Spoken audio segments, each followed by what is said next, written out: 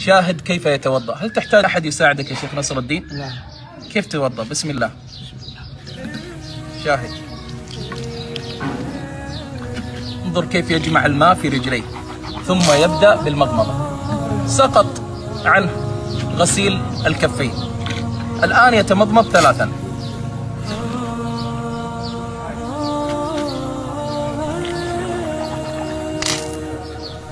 بعدها انظروا كيف يستنشق. هذا هو الاستنشاق.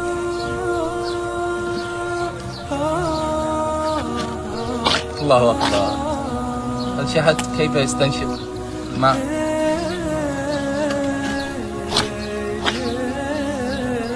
بعد الاستنشاق ماذا سيغسل؟ الآن يغسل وجهه، يغسل وجهه برجليه. والله إن هذه الرجل أكرم عند الله من وجيه كثير من الناس قصروا في الصلاة. هذه الرجل الطاهرة العظيمة التي تتوضأ ويغسلها كل يوم مرات ومرات. الآن يمسح على رأسه، ثم بعدها انظروا كيف يمسح ويضع الماء في أذنيه.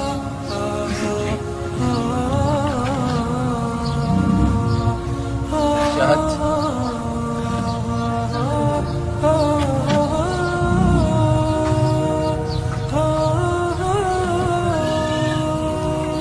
بعدها الآن يغسل الرجلين.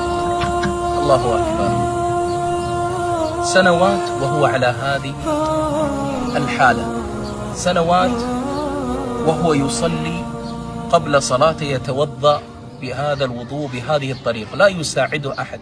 رسالة: يا من عصيت الله في يديك، يا من تدخن، يا من تسرق، يا من تفعل الحرام وتبطش بيديك، أسألك بالله من أحوج باليدين، أنت أم هذا الرجل الذي يريد أن يدافع عن نفسه، يريد أن ينظف عورته، لا يستطيع.